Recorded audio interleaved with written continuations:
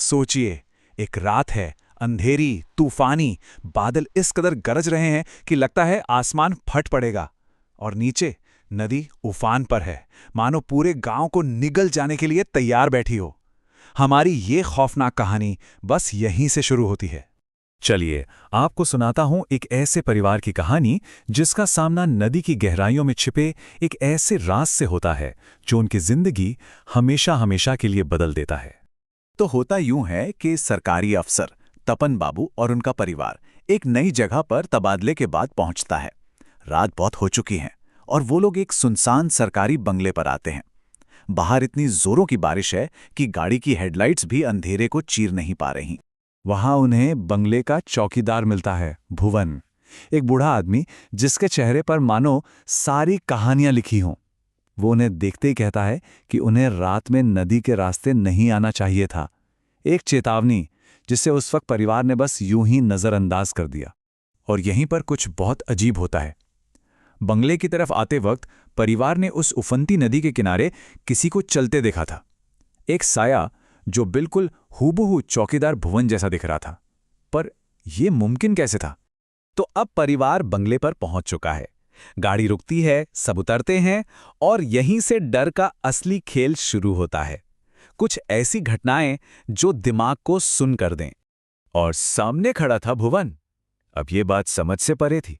वो पैदल था, गाड़ी से भी पहले बंगले पर कैसे पहुंच गया?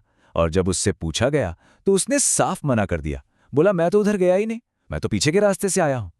तो फिर परिवार ने नदी किनारे किसे देखा था? अगली सुबह होती है।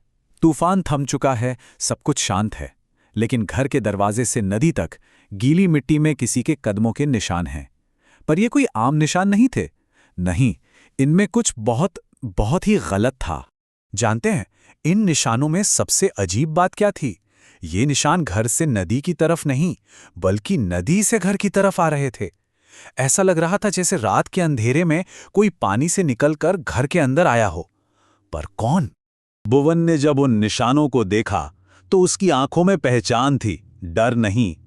और उसने जो कहा उसे सुनकर सबके रोंगटे खड़े हो गए। वो बोला, जिसके पांव उल्टे हों उसके कदमों के निशान ऐसे ही तो बनेंगे।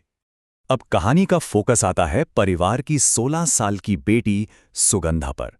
उसे नहीं पता था कि उसका सामना अब सीधे सीधे उस अनहोनी से होने वाला है। एक दोपहर सुगंधा नदी किनारे टहल रही थी। तभी उसकी नजर एक लड़की पर पड़ी। उसकी आंखें बहुत बड़ी थीं और उनमें इतना गहरा काजल लगा था जैसे नदी की गहराई ही उनमें समा गई हो।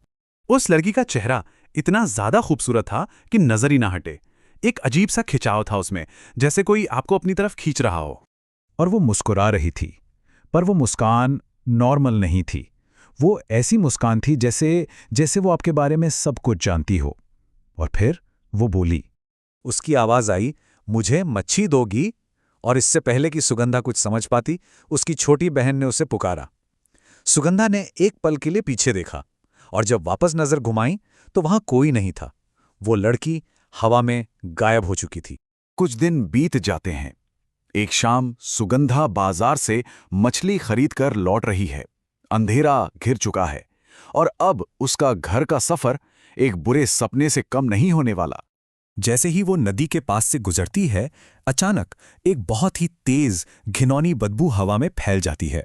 ऐसी बदबू कि सांस लेना मुश्किल हो जाए, जैसे कुछ सड़ रहा हो।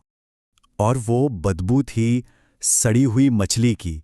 पर आसपास कुछ भी नहीं था, वो बस हवा में थी, हर तरफ। सुगंधा घबराकर तेज चलने लगती है, पर उसे साफ महसूस होता है कि वो अकेली नहीं है।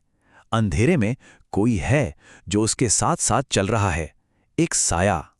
और फिर कानों में एक फुसफुसाहट गूंजती है, वही आवाज, वही मांग, मामा के माछ दिया, मुझे मछली दो। सुगंधा अब दौड़ने लगती है जान बचाने के लिए, लेकिन वो आवाज उसका पीछा नहीं छोड़ती। और इस बार वो फुसफुसाहट नहीं, एक चीख थी, गुस्से से भरी हुई। तुम के माछ देबे ना? तुम मुझे मछली नहीं दोगी? वो जैसे तैसे कांपती हुई घर पहुंचती है और बेहोश हो जाती है। सबको लगता है चलो खतरा टल गया, लेकिन वो गलत थे। असली खौफ तो अब आधी रात को दस्तक देने वाला था। आधी रात का वक्त पूरा घर सोया हुआ है। तभी सुगंधा की माँ को रसोई से कुछ खटर-पटर की आवाज आती है।